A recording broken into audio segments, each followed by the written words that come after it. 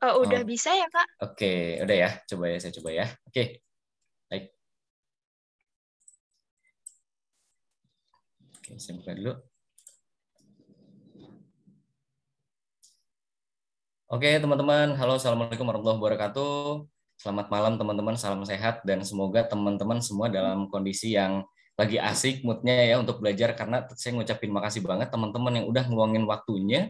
Apalagi mungkin kalau yang pulang kerja dia mungkin masih harus apa ya melakukan aktivitas yang lain, mungkin ada yang dia pulang sekolah juga atau aktivitas yang lain. Saya ngucapin makasih banyak buat teman-teman yang udah meluangkan waktunya ya, kita bisa belajar bareng hari ini. Oke, nah untuk temanya hari ini adalah konten asik microblog dengan PowerPoint ya. Nanti kita juga akan sama-sama kenalan siapa sih saya, terus kenapa sih saya pengen berbagi dengan teman-teman. Oke, nah ini profil saya teman-teman. Ya, nama saya Reza Irnano dan saya senang banget dengan PowerPoint dan dengan PowerPoint ini saya pernah ikut training gitu ya, public training di Jakarta waktu itu tahun 2013. Nah, berawal dari ketidakpuasan karena ikut training bayarnya lumayan mahal gitu ya, jutaan waktu itu, tapi kok materinya sedikit dan ternyata hampir 70% saya udah bisa gitu, udah nguasain itu. Nah, akhirnya udah berangkat dari ketidakpuasan 2013, akhirnya saya sedikit banyak ngulik ya PowerPoint itu bisa apa aja sih? Oh, ternyata bisa banyak banget teman-teman. Kalau teman-teman tadi jawab bisa untuk presentasi itu yang umum gitu ya. Tapi ternyata sekarang PowerPoint bisa untuk dibikin banyak hal teman-teman. Ya, saya juga membuka beberapa course ya, kita bisa bikin desain pakai PowerPoint, kita bisa bikin infografis dan kita otomatis kita bisa bikin slide presentasi yang menarik. Ya, ternyata PowerPoint bisa kita kembangkan lagi. Oke, dan ini beberapa pengalaman kerja saya. Yang pertama di PT Prima Kelola Agribisnis, dia konsultan pertanian, dan waktu itu saya di Pasuruan, teman-teman, penampatannya, selama kurang lebih 2 tahun di sana. Oke, berikutnya di Sumber Alvaret Trijaya, itu retail. Ya, mungkin kalau teman-teman lihat, kalau teman-teman tahu logonya lebah, ya itu Alfamart, saya kurang lebih 4 tahunan di sana. Oke, terus saya pernah di PT Wilmar, di perusahaan sawit ya, di plantation. Saya di head office-nya di Jakarta waktu itu. Kurang lebih saya cuma sebentar banget teman-teman, cuma 6 bulan. Karena waktu itu saya udah berkeluarga, saya kerja di Jakarta, tapi istri udah di Jogja. Ya, akhirnya saya memutuskan untuk resign dan full pindah ke Jogja. Dan akhirnya di perusahaan saya yang keempat, kelima, dan keenam ini di Jogja semua. Jadi saya asli Bogor dan sekarang tinggalnya di Jogja teman-teman. Dan saya masih aktif sebagai karyawan di PT Trans Retail ya, atau teman-teman bisa mengenalnya dengan Transmart. Ya, dan ini Instagram saya juga masih belajar teman-teman. Instagramnya magical.ppt. Di sana saya lebih banyak untuk ngasih tips and tricks. Nah, kenapa masih sedikit? Karena saya lebih banyaknya bikin konten untuk YouTube sebenarnya teman-teman. Nah, beberapa videonya saya coba untuk untuk saya jual di Udemy gitu ya, salah satu platform pembelajaran online juga. Ya, dan ini nomor WA saya, jadi teman-teman di grup juga mungkin udah ada yang saya sapa, jadi silahkan kalau teman-teman nanti pengen nanya-nanya atau japri silahkan ya terkait dengan PowerPoint. Oke, dan ini beberapa peserta yang pernah mengikuti kelas saya. Jadi yang tadi saya ceritain, kelasnya sebenarnya nggak hanya microblog ya. Microblog ini sebenarnya baru gitu teman-teman. Jadi sebelumnya saya malah membuka 3 kelas atau 3 course. Yang pertama Magical Design untuk membuat desain grafis, kedua mendesain slide untuk presentation, dan mendesain untuk infografis. Jadi ada 3 kelas.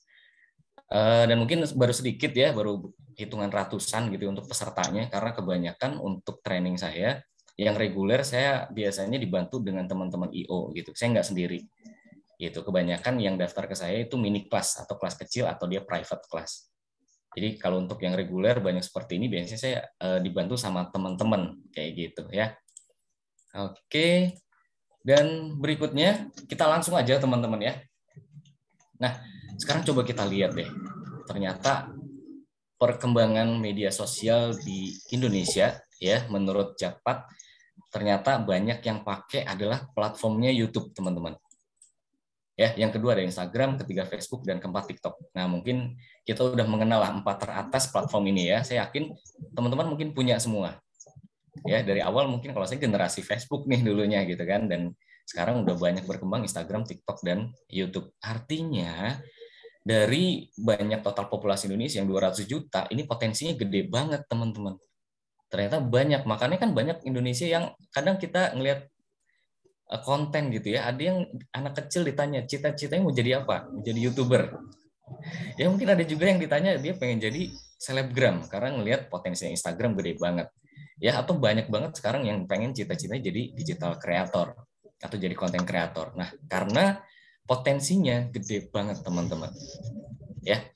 Oke, kita lanjut lagi. Ini terkait dengan sosial media, penggunaan sosial media. Berikutnya, alasannya apa sih ketika teman-teman install atau pakai aplikasi atau platform ini? Nah, ternyata setelah kita lihat, ya ini menurut kata data nih tahun 2020, ketika kita berselancar gitu ya di platform ini, kebanyakan kita apa sih yang kita cari? Yang pertama adalah up to date berita terkini.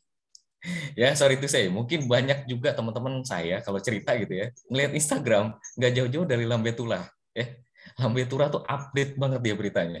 Jadi mungkin dia udah nggak baca web, nggak nonton berita, dia langsung lihat Instagram. Ya, ngelihatnya akun-akun yang emang udah terkenal banget untuk update berita terkini. Ya, berikutnya ada cari konten hiburan. Banyak banget nih ya. Ya, banyak banget yang dia konten hiburan karena balik lagi media sosial itu kebanyakan mereka untuk cari konten hiburan. Karena mungkin udah penat dengan kegiatan atau aktivitas sehari-hari. Ya, berikutnya ada untuk ngisi waktu luang terhubung dengan teman ya, apalagi kalau Facebook itu udah jelas dia terkoneksi dengan teman-teman. Karena sekarang udah terintegrasi antara Facebook dan Instagram. Kadang-kadang ada yang dia teman-teman di Facebook itu disarankan atau suggestion gitu ya dari Facebook ke Instagramnya kita. Oh iya, ini teman kita waktu SD, SMP atau SMA. Ya, dan banyak lagi alasan lainnya kenapa kita berselancar di media sosial gitu ya. Berikutnya kita lihat lagi nih teman-teman. Data dari Instagram gitu ya, sebagai platform mobile commerce ya, karena sekarang juga banyak untuk jualan, nggak ada yang salah sih, tapi balik lagi ketika misalnya kita ngelihat media sosial ya memang sebaiknya untuk bersosialisasi gitu ya, tapi nggak jarang juga beberapa platform gede, beberapa corporate gede itu dia tetap bikin Instagram juga, walaupun mungkin nggak hard selling tapi bisa aja soft selling gitu ya. Nah ternyata kebanyakan dari audiensnya adalah perempuan. Ya, saya lihat juga peserta webinar kita kali ini kebanyakan perempuan nih ya. Dan kebanyakan ya itu di usia 15 sampai 29. Jadi artinya kurang lebih bisa SMP ya, SMP kelas 3 atau mungkin SMA kelas 1 sampai dia usia produktif kerja nih. Ya, kebanyakan di grup-grup ini atau di kelompok usia 15 sampai 29. Nah, kalau kita ngelihat lagi nih teman-teman, strata ekonomi sosial, kebanyakan yang pakai Instagram katanya nih ya, menurut Jackpot itu kebanyakan di kelas menengah ke atas. Nah, berikutnya lagi ada 3 fitur populer nih yang sering dipakai nih. Yang pertama The Story, yang kedua DM, dan ketiga Reels. Ya, apalagi kalau misalnya teman-teman sering banget nih bikin konten Reels, kebanyakan dia yang akses, dia yang nonton, dia yang view. Kalau emang kontennya bisa konsisten, mungkin banyak yang akhirnya dia ikut menjadi followernya teman-teman. Ya, di sini yang ingin saya tunjukkan yang menarik adalah yang terakhir nih, value-nya teman-teman. Dia menjadi populer platform untuk mengakses topik-topik travel, beauty, and fashion. Nah, apalagi kalau teman-teman cewek mau bikin konten microblog, ini udah jadi keyword nih teman-teman. Ya, kontennya bisa travel, beauty, ataupun fashion. Ya, apalagi kayak misalnya makeup artis gitu ya. Istri saya juga kadang suka lihat juga, wah ternyata asik banget ya. Banyak banget yang follow. Karena memang kebanyakan adalah balik lagi nih, cewek kebanyakan yang pakai gitu ya, yang penggunanya. Jadi artinya memang wajar kalau misalnya platform ini banyak mengakses topik-topik tentang ini, teman-teman. Oke, berikutnya. Nah, kita bicara behind the social media, artinya adalah ini nggak jauh-jauh bicara dari ini. Ya, yang pertama Instagram. Di balik Instagram ternyata ada Facebook. Ya, karena Instagram udah dibeli lah gitu ya, udah diakuisisi oleh Facebook. Tadi kita bicara juga media sosial yang lain adalah YouTube. Nah, di baliknya YouTube ternyata ada Google, perusahaan yang gede banget gitu ya. Terus kalau teman-teman nih yang mungkin sekarang masih SMK atau yang masih kuliah dan mungkin akan memasuki dunia kerja, boleh silakan teman-teman, kalau yang belum punya silakan install LinkedIn nih. Karena ini bicara tentang jejaring sosial untuk mungkin banyak banget ini jadi kayak media sosialnya untuk profesional ya, untuk yang pekerja. Baik itu bisa untuk rekrutmen, bisa untuk bikin konten-konten terkait dengan pekerjaan teman-teman. Ya, karena di balik LinkedIn ternyata ada Microsoft. Ya, ini adalah giant gitu ya, bukan big lagi tapi di giant sosial media gitu yang saat ini mungkin top 3-nya gitu ya. Kalau misalnya di baliknya Instagram ternyata ada Facebook, ada Google dan ada Microsoft, teman-teman. Oke. Berikutnya, kalau udah tahu nih ya, behind the social media ternyata platform gede ini. Kita bicaranya adalah kalau misalnya kita sekarang mau bikin microblog, apa sih sebenarnya microblog itu, teman-teman? Ya, ini pengertiannya, teman-teman bisa googling sendiri, tapi buat saya pribadi, saya mungkin pernah, ya saya nggak tahu nih, teman-teman pernah bikin blog nggak? Kalau dulu zaman-zaman saya itu bikin blog pakai blogspot.com. Ya, bikin pakai wordpress.com gitu ya, bikin pakai Weebly, banyak banget. Cuma kendalanya adalah kita harus bikin tulisan yang panjang. Ya, dengan narasi yang bagus biar orang seneng nih cerita dan ngelihat blog kita, datang ke blog kita. Bahkan zaman dulu blog itu bisa dimonetize gitu ya, bisa dijadikan uang. Ya. Dan terus ternyata seiring berjalannya waktu muncullah microblog ini, teman-teman, atau kita nyebutnya carousel. Ya, di mana kita bisa bikin konten singkat ya, bentuknya tulisan, entah itu ditambah gambar, ditambah ilustrasi ataupun foto, sehingga menjadi tulisan yang menarik. Hanya saja kendalanya, kekurangannya kalau misalnya kita bikin postingan di Instagram itu maksimal hanya 10 foto ya, atau 10 slide, teman-teman. Nah, itulah makanya gimana pinter-pinter kita ngeramu yang tulisannya panjang, mungkin kita persingkat menjadi 10 slide. Mana? Ya. Ini adalah tentang microblog. Ke sini. Oke. Lurus ke sana apa ke sini? Boleh di-unmute dulu. Oh, hilang. Oke, saya mute dulu ya. Oke. Nah, oke, buat teman-teman kalau misalnya ada yang mau nanya, silakan langsung open mic aja ya, atau boleh langsung nulis di kolom chat, teman-teman. Ya. Oke, ini terkait dengan pengertian microblog. Lalu berikutnya, kalau nih teman-teman udah tahu niatnya mau jadi microblogger di Instagram, terus mau ngapain? Ya, pertanyaannya mau ngapain? Mau bikin microblog apa? Nah, sebelum jauh ke sana, saya pengen berbagi dulu ke teman-teman. Ketika kita bisa bikin microblog, itu kan artinya kita mau berbagi ya. Apa yang sih yang bisa kita bagi? Yang pertama, kita bisa lakuin banyak hal nih sebenarnya. Yang pertama adalah kita bisa share atau kita bisa berbagi sesuatu hal yang bermanfaat atau positif. Ya, mungkin teman-teman saya nanya gitu ya, emang Mas Reza bikin microblog buat apa? Yang pertama, saya cuma percaya gitu ya, manusia yang baik adalah manusia yang bisa memberikan manfaat untuk orang banyak. Gitu. Itu prinsip saya. Jadi saya pengen berbagi buat orang banyak sehingga mudah-mudahan ini bisa jadi amal jariah buat saya, bisa jadi pahala buat saya. Terus kedua, kenapa saya bikin microblog ini? Karena kalau misalnya saya lupa, saya bisa lihat lagi postingan saya. Ya, itu dua tujuan utama kenapa saya bikin microblog ini, teman-teman.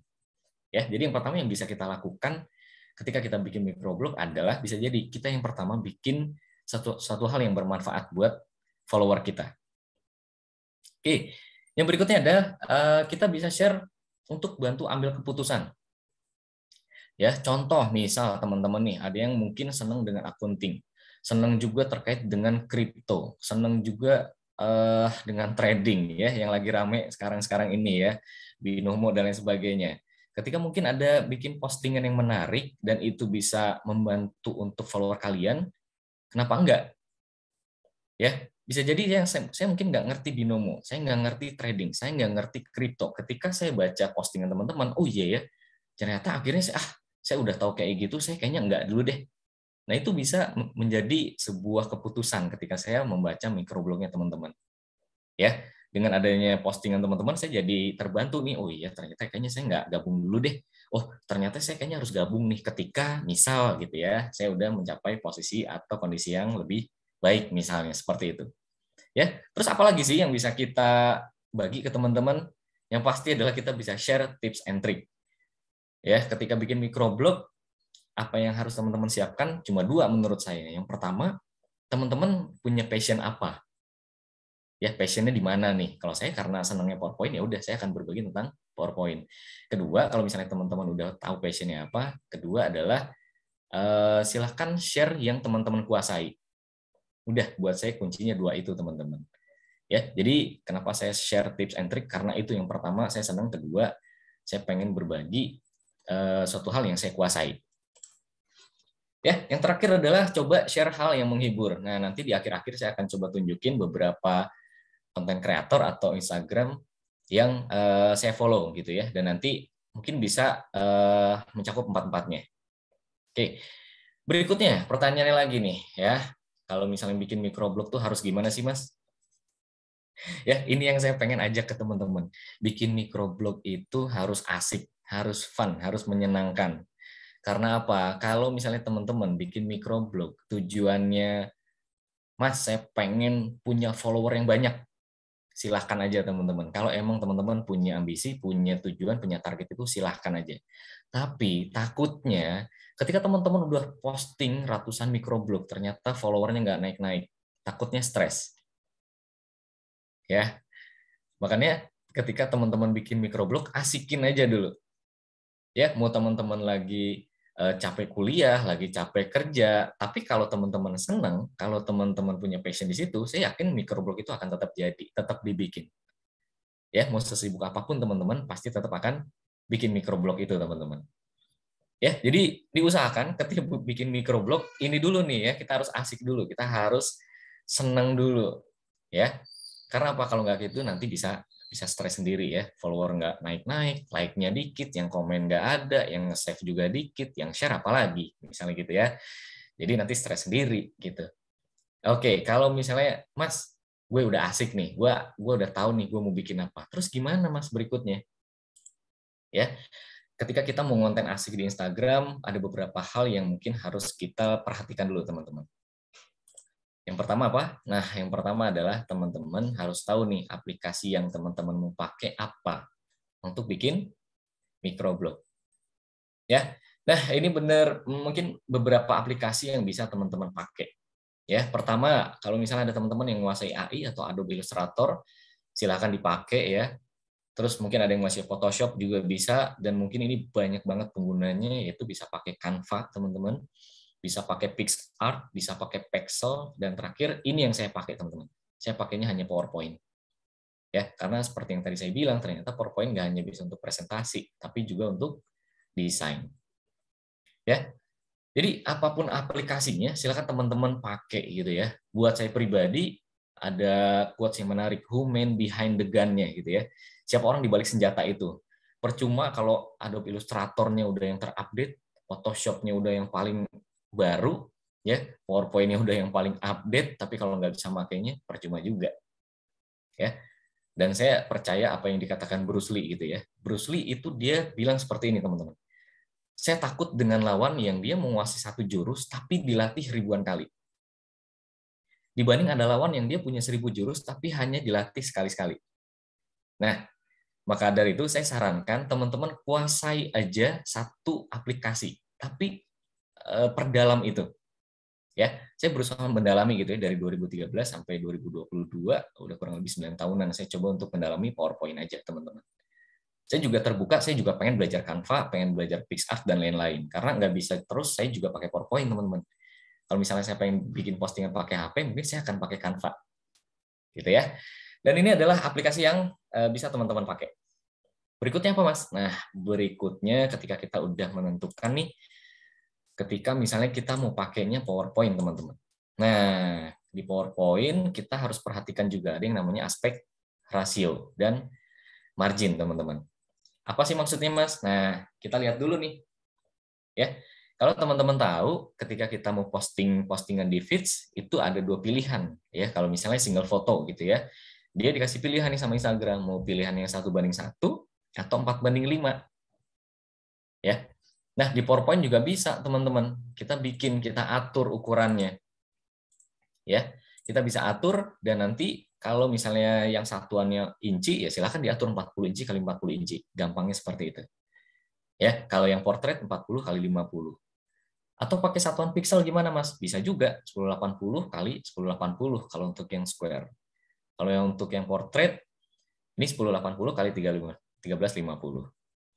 Ya. Maksudnya gimana, Mas, aspek rasio? Saya masih belum paham. Nah, contohnya seperti ini, teman-teman. Nah, sebisa mungkin ini bicara margin waktu SD mungkin ya. Saya nggak tahu teman-teman diajarin nggak ketika mau menggambar, ya di buku gambar itu biasanya suruh digaris tuh, kasih garis tepi. Ya, bahkan ketika teman-teman mau bikin tugas akhir, bikin skripsi dan sebagainya, bikin laporan, ada nggak garis tepinya? Ya, saya yakin ada ya, 4-3-3-3 misalnya gitu. Ya, sama. Di PowerPoint pun kita harus bikin margin juga, teman-teman, ketika mau buat microblog. Ya, mau yang ukurannya square, mau yang ukurannya portrait, ya tetap dibikin garis tepinya atau marginnya. Kenapa?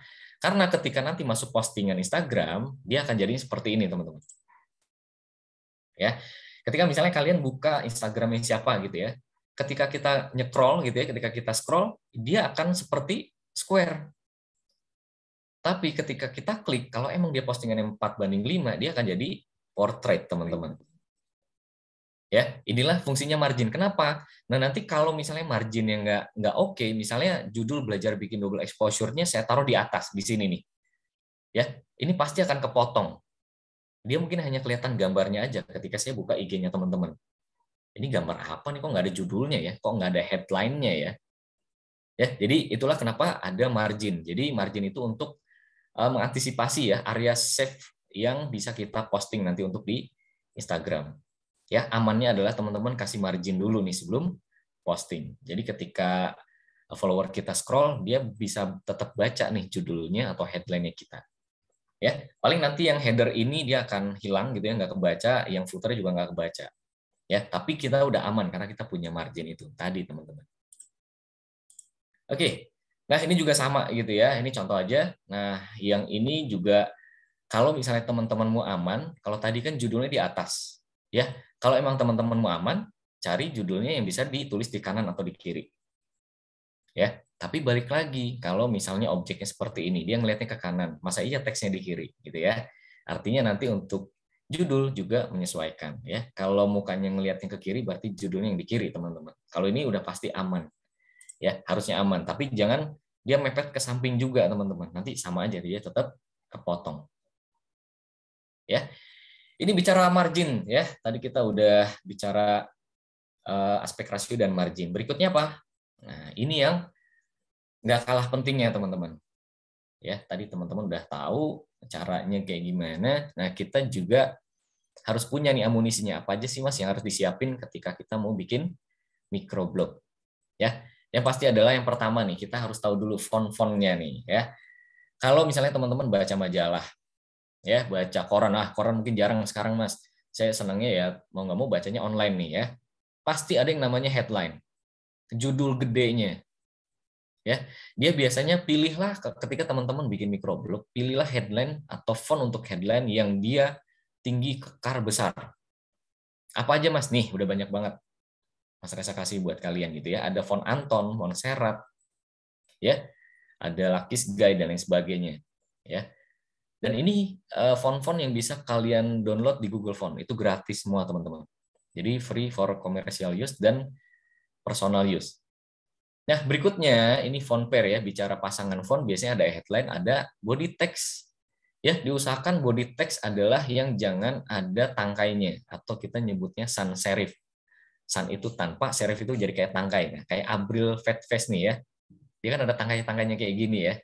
Nah, diusahakan untuk body text jangan seperti itu, teman-teman. Biar karena dia ukurannya lebih kecil, harapannya pakai font ini biar lebih terbacanya lebih baik. Ya.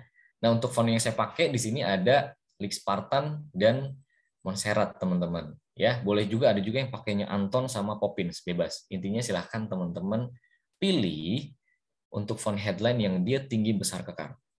Sedangkan untuk body text-nya dia pakai yang keterbacaan lebih baik. Ya, yang pertama yang harus teman-teman siapkan adalah font. Gimana aturan tentang fontnya, Mas? Nah, kalau buat saya pribadi seperti ini, teman-teman. Kombinasi font pakailah 2, karena 2 itu optimal, 3 itu maksimal. Ya, jangan kebanyakan, nanti pusing. Ya, follower kalian nanti yang baca ini mau kemana sih gitu ya, mau apa aja sih kok fontnya berubah-berubah dan banyak banget. Ya, nanti kalau teman-teman belajar desain, belajar juga yang namanya repetition, ya, pengulangan. Jadi font itu ya harusnya sama gitu, dari slide 1 sampai slide 10.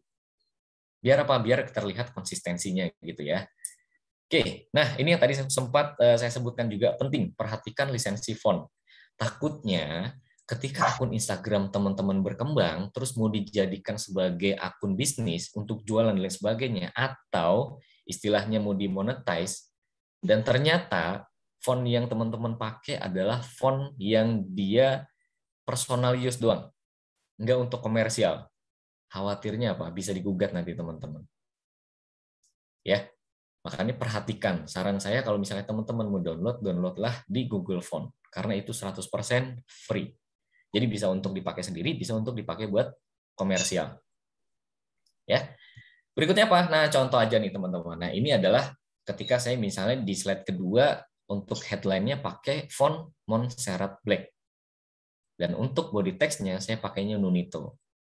Jadi tetap enak ya. Udah gitu kita juga nanti mungkin sedikit banyak akan belajar yang namanya kontras. Ya, kalau background-nya gelap pakai font-nya yang warnanya terang. Oke, Mas, tadi Mas Reza bilang kalau download di Google Font. Ada lagi nggak yang lain? Ada. Ya, teman-teman bisa googling sebetulnya. Ada yang namanya Font Squirrel. Ya, bisa juga di dafont.com. Bisa juga di 1001 Fonts. Ya, jadi ini sumber-sumber yang teman-teman bisa googling atau bisa download untuk font. Ya, berikutnya Mas, kan ada juga tuh postingan, ada yang pakai foto, ada yang pakai icon. Kita nyarinya di mana? Nyarinya di sini, teman-teman.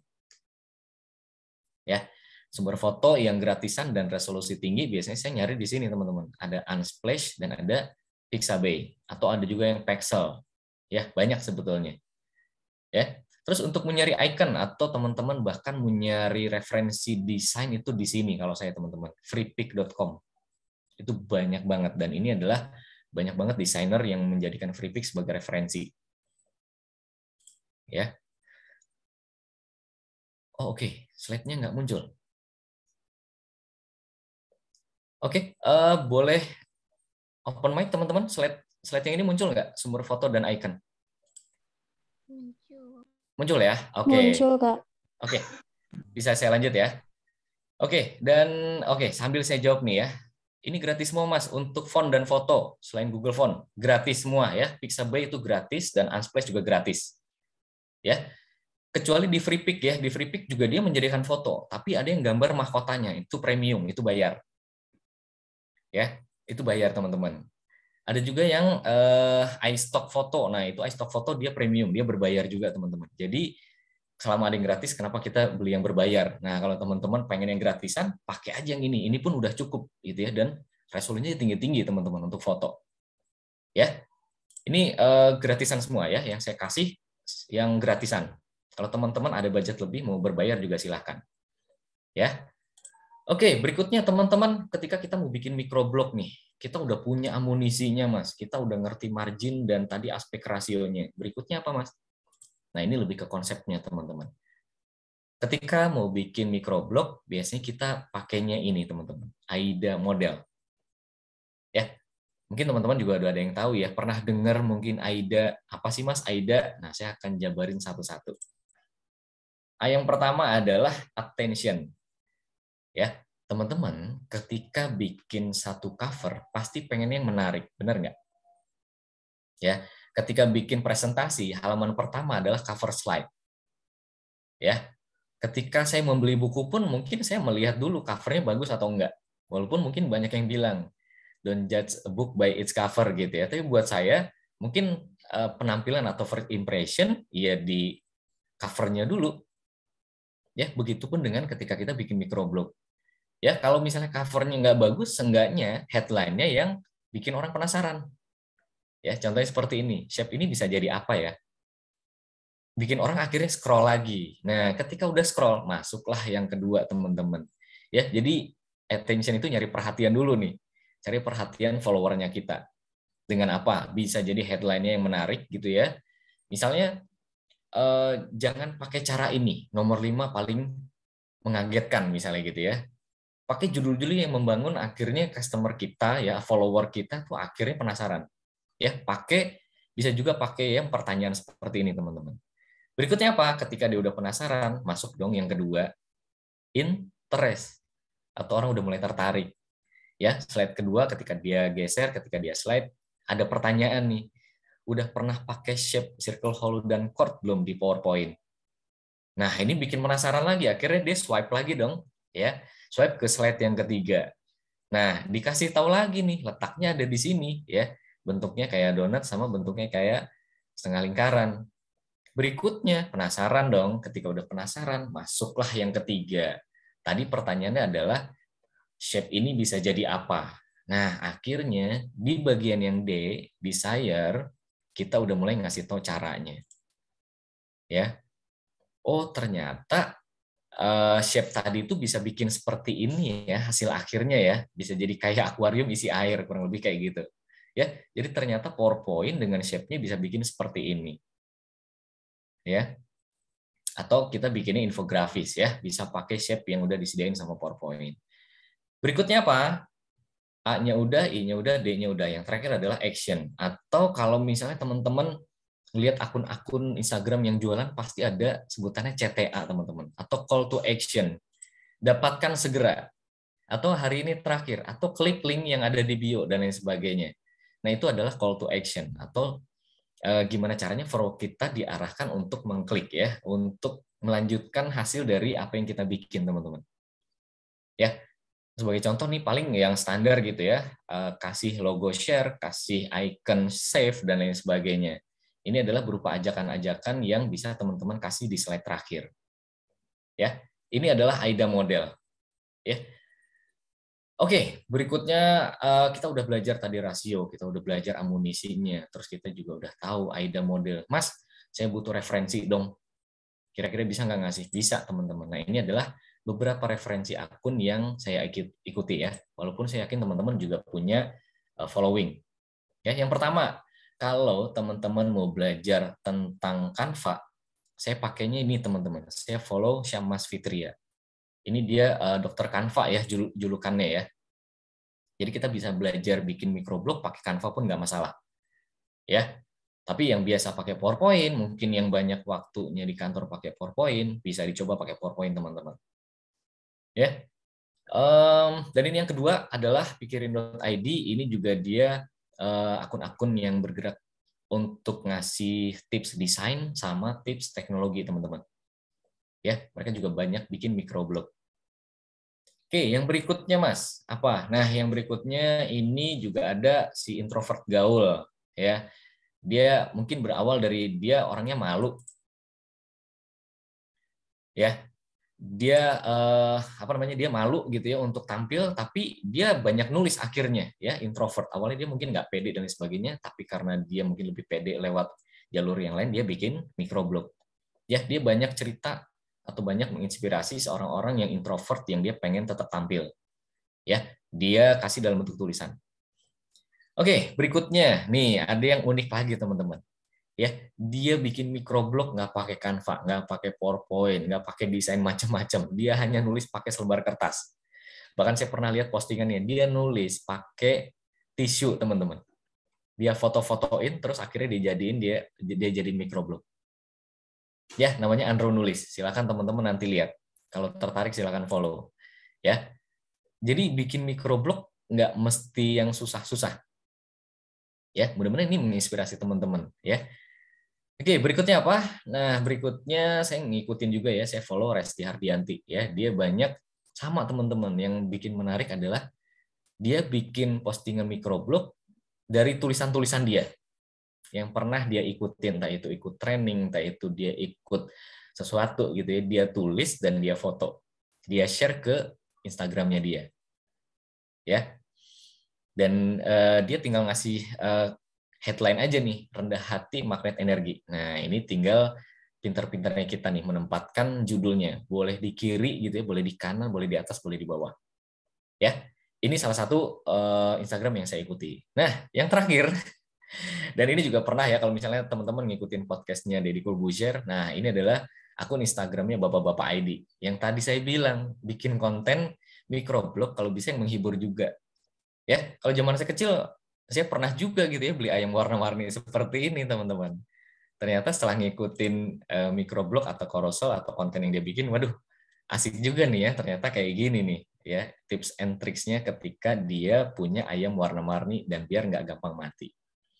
Ya, ini adalah beberapa referensi yang mungkin bisa teman-teman ikutin.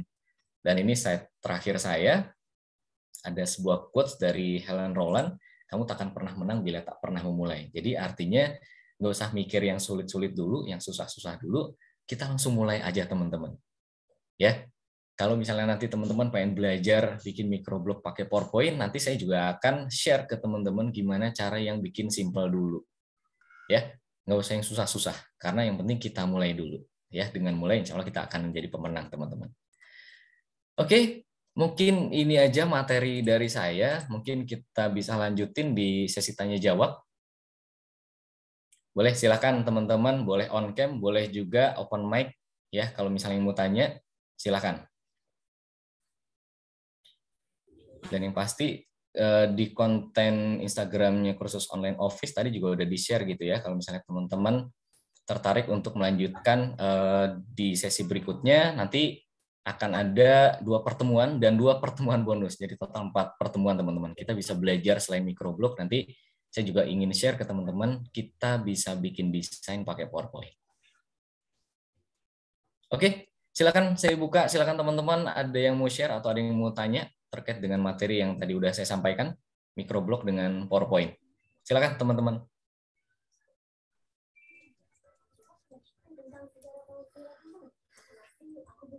Ada yang mau nanya?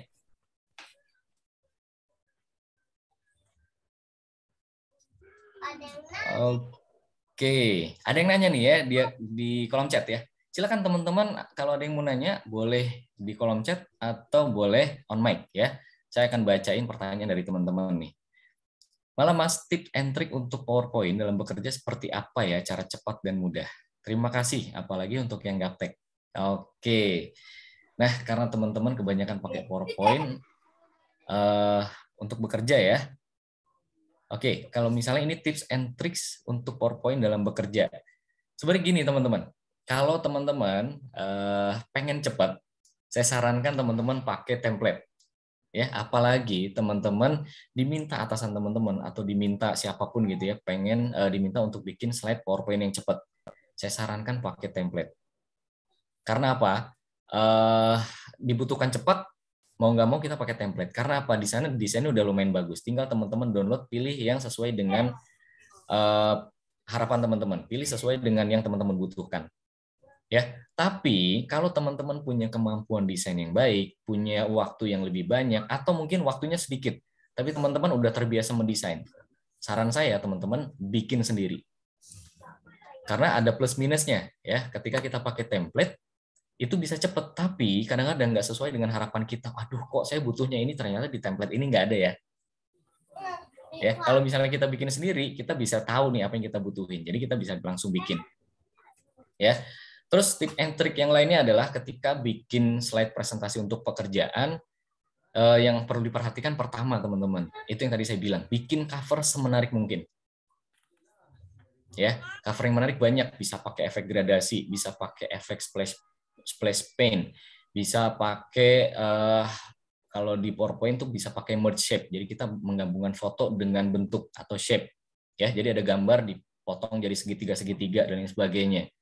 Ya, banyak tips and tricks yang nanti bisa teman-teman pakai untuk bikin cover. Kedua, bikin isi yang menarik. Ya, kalau bisa satu slide satu pesan. Ya, gimana caranya Mas? Misalnya nih teman-teman punya ada satu tulisan. Jangan tulisannya semua dimasukin semua dan biasanya pakai bullet. Ya, poin 1, bullet 1, bullet 2, bullet 3 dan lain sebagainya. Diusahakan satu slide satu pesan. Biar apa? Biar nanti terlihat slide-nya teman-teman sederhana. Balik lagi, namanya juga PowerPoint, ya. Jadi poin-poin yang memiliki kekuatan, gitu. Jangan sampai semuanya informasinya dimasukkan dalam slide itu, teman-teman. Jadinya apa? Itu bukan jadi PowerPoint ya, jadinya power reading. Ya, terus yang terakhir adalah biasakan ketika di slide terakhir jangan terima kasih. Terima kasih cukup diucapkan aja, tapi bikin bisa quotes ya. Biasanya saya pakainya quotes kayak yang tadi saya bikin. Ya, di slide terakhir saya biasanya kasih quotes yang artinya related dengan yang teman-teman presentasikan. Ya. Terus gimana Mas kalau misalnya gaptek? Kalau misalnya gaptek, teman-teman coba pakai template yang udah ada. Teman-teman pelajari. Ya, namanya juga gaptek, awal belum bisa pakai PowerPoint, ya sudah pakai yang ada dulu. Yang pasti teman-teman setelah itu belajar gitu ya. Gimana cara bikin cover slide yang baik, gimana bikin biar caranya satu slide satu pesan dapat tersampaikan dengan baik, dan terakhir bikin slide terakhir itu jangan terima kasih tapi bikin quotes yang menarik. Ya. Oke, itu semoga membantu jawabannya untuk siapa ya? Ini Kak Ade Susi ya.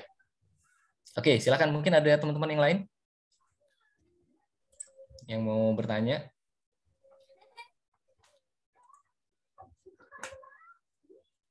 Ada lagi yang mau bertanya, teman-teman?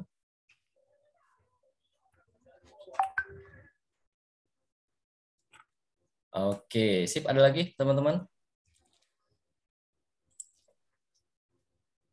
Dan ini juga ada message ya, ada pesan juga dari kursus online office. Tadi katanya ya, kalau misalnya teman-teman tertarik untuk melanjutin microblog, itu ada potongan ya, atau ada diskon. Ya, jadi silahkan mendaftar sekarang untuk mendapatkan potongannya katanya tadi ya.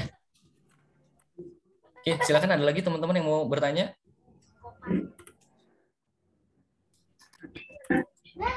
Oke, ini ada pertanyaan lagi nih teman-teman. Ada Silviana ya. Kak, bisa nggak dalam PowerPoint itu disisipkan video? Bisa teman-teman. Bisa banget. Tapi balik lagi ya. Mau nggak mau videonya disesuaikan ukurannya. Apakah dia ukurannya square atau ukurannya portrait. Ya. Mau nggak mau videonya cari yang ukurannya segitu. Bisa banget. Caranya tinggal insert aja, terus insert video from file atau from drive dan lain sebagainya. Jadi bisa banget Kak. Ini bisa banget PowerPoint bisa insert video. Karena nanti dia bisa save as video nih untuk slide beberapa yang isinya video. Kayak gitu jawabannya. Semoga membantu. Sip, ada lagi yang mau tanya?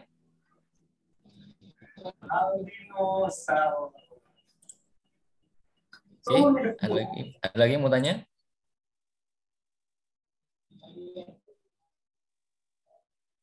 Oke, totalnya ada 32 orang ya. Oke, mudah-mudahan apa yang saya sampaikan bisa sedikit memberikan gambaran nih teman-teman ketika nanti mau bikin microblog ya. Oke, ada lagi nggak nih yang nanya nih? Oke, ada nih. Oke, ada tips nggak Mas untuk ngakalin besar file hasil PowerPoint? Oke, yang pertama teman-teman, biasanya nih ya pengalaman saya, file PowerPoint besar itu mungkin pertama itu bisa banyak gambarnya. Ya, dalam satu slide misalnya ada foto, slide kedua foto lagi, slide ketiga foto dan lain sebagainya. Pertama, teman-teman coba nanti cari ya menu yang ternyata untuk mengkompres file. Jadi biasanya klik dulu di bagian gambar, terus nanti cari menu format. Ya, format picture. Di situ nanti teman-teman bisa kompres filenya. Ya. Hasilnya berubah nggak? Enggak. Ya, dia hanya mengkompres. Biasanya nanti ada ukuran 330 dpi, ya 96 dpi dan lain sebagainya. Sehingga hasilnya ketika teman-teman save itu jadi lebih kecil. Ya, jadi penyebab utamanya biasanya karena gambar tuh, gambarnya banyak banget. Terus kedua, kalau misalnya PowerPoint teman-teman masih bisa pakai PDF, silahkan di save as jadi PDF. Ya, karena itu jadi kecil teman-teman. Jadi ketika mau presentasi pun pakai PDF nggak masalah gitu ya. Gambarnya jadi tetap oke. Jadi resolusinya juga nggak berubah. Ya, seperti itu. Semoga menjawab. Oke, ada lagi teman-teman? Ya, tadi oke. Ada lagi nih pertanyaannya nih ya. Apakah kalau mengambil elemen dan gambar di Pinterest boleh, Mas? Nah, gini teman-teman. Pinterest itu bukan, saya bilangnya mungkin seperti ini, bukan web penyedia foto gratis. Tapi Pinterest itu mirip-mirip dengan Instagram. Jadi ada orang yang dia mengupload ke Pinterest, teman-teman. Artinya foto yang diupload di Pinterest itu punya hak cipta dari si pemiliknya, teman-teman. Jadi, saya sarankan kalau teman-teman mengambil gambar, carilah web-web yang tadi, unsplash.com, pexels.com, atau pixabay.com. Itu udah jelas-jelas free. Gitu ya. Jadi teman-teman tinggal ngasih atribusi aja, ngambil gambarnya dari mana, dari Unsplash, Pexel atau Pixabay. Biasanya ada yang minta atribusi doang kok. Ya, minta ditulisin di captionnya teman-teman misalnya kayak gitu. Ya, jadi diusahakan jangan ngambil gambar dari Pinterest. Ya, karena itu uploadan orang. Jadi gambarnya itu memiliki hak cipta dari si pemiliknya. Gitu, teman-teman. Oke, semoga menjawab ya, Kak Lestari ya. Silakan mungkin ada teman-teman yang lain.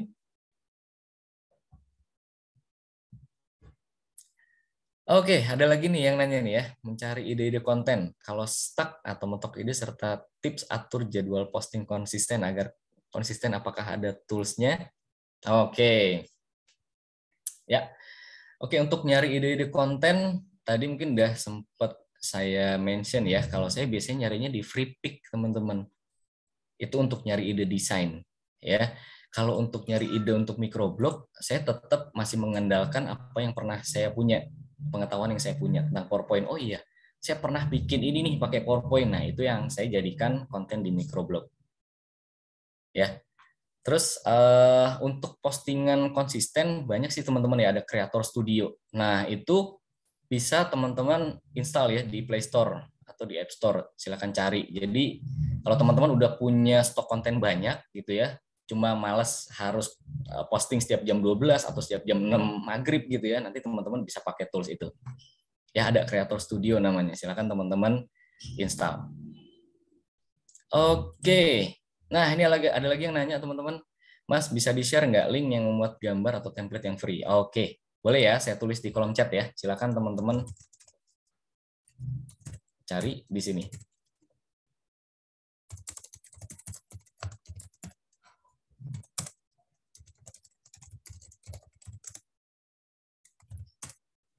Ya, jadi ada 3 yang mungkin bisa saya referensiin buat teman-teman. Ada slidesgo.com ya, template wise sama presentation go.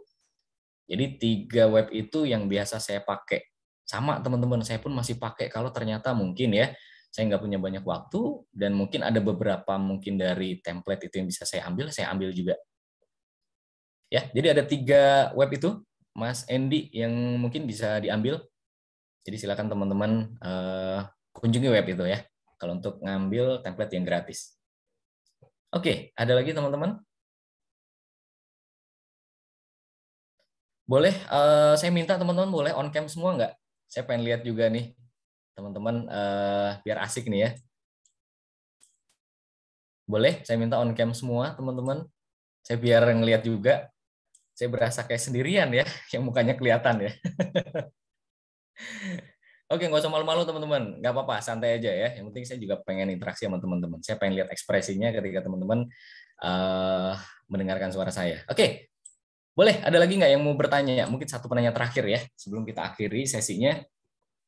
Ada lagi yang mau nanya? Dan nanti sebelum sesinya berakhir, mungkin saya minta ke teman-teman untuk on cam dan nanti kita foto-foto ya.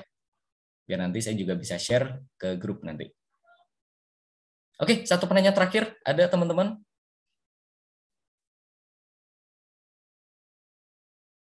Ada lagi yang mau tanya? Jadi saya udah ngobrol juga gitu ya dengan Kak Filia dan dengan admin juga. Jadi mungkin pernah gitu ya kursus online office, update story, dan ternyata yang tertarik banyak pengen bikin microblog nih teman-teman gitu ya. Ada juga yang jawab pengen belajar apa sih dari PowerPoint, ada yang pengen belajar desain, ada yang pengen belajar desain untuk presentasi, ada juga yang pengen belajar desain untuk infografis. Nah, kalau misalnya teman-teman pengen belajar keempat-empatnya, nanti tinggal hubungi admin, tinggal nanti dibantu dibikinin jadwalnya. Jadi saya terbuka untuk belajar PowerPoint bareng teman-teman ya. Jadi 4 course yang bisa nanti teman-teman ikuti. Mau bikin microblog, mau bikin belajar desain grafis, mau bikin belajar infografis, mau bikin belajar desain buat presentasi. Nanti bisa kita fasilitasi teman-teman. Oke, ada lagi satu penanya terakhir sebelum kita akhiri sesinya. Ada? Oke, ada satu penanya terakhir ya dari ini dari Alam Bintang ya. Oke. Referensi ide konten untuk infografis ada nggak Mas menurut pengalaman saya? Oke. Oke, teman-teman, kalau untuk infografis saya jarang banget ya dapat atau nyari referensi. Jadi kebanyakan saya berkreasi sendiri. Misal nih, saya googling aja, ketik aja infografis atau infografik. Nah, ketika saya dapat gambarnya, langsung saya ulik-ulik. Gimana ya caranya sampai akhirnya bisa bikin bentuk seperti ini. Jadi saya hanya googling aja, Mbak. Jadi saya hanya googling aja, ada bentuk apa aja di Google.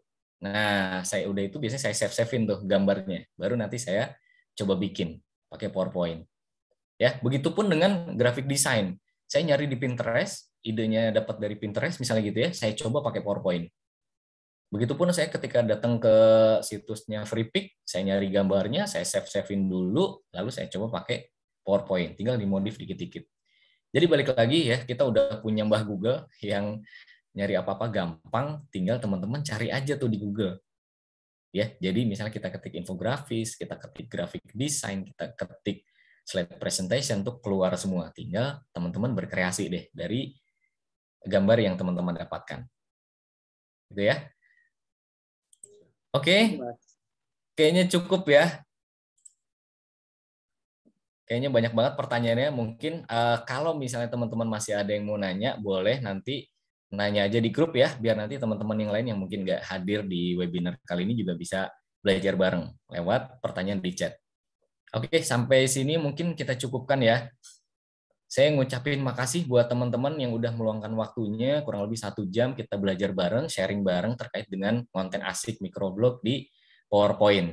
Ya, mudah-mudahan kita bisa bertemu di sesi-sesi berikutnya. Kalau misalnya teman-teman tertarik, silahkan nanti hubungi admin untuk melanjutkan course-nya ini, gitu ya. Dan saya juga minta maaf kalau misalnya dari saya dan tim admin ada kekurangan. Semoga teman-teman bisa mendapatkan manfaat dari webinar kali ini. Oke, sebelum ditutup, izinkan saya teman-teman boleh on cam semua, boleh dinyalain kameranya. Saya akan capture dan saya akan share di grup nanti gitu ya. Oke, boleh on cam semua teman-teman. Ini ada 29, jadi ada 2 slide ya. Oke.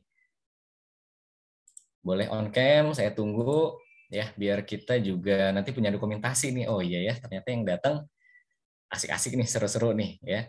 Cuma sayang masih malu-malu ya, jadi nanyanya via chat semua nih, nggak ada yang nanya on mic gitu ya. Oke. Oke. Mungkin slide yang pertama dulu. Saya ngitung 1 sampai 3, silahkan teman-teman kasih ekspresi terbaik ya.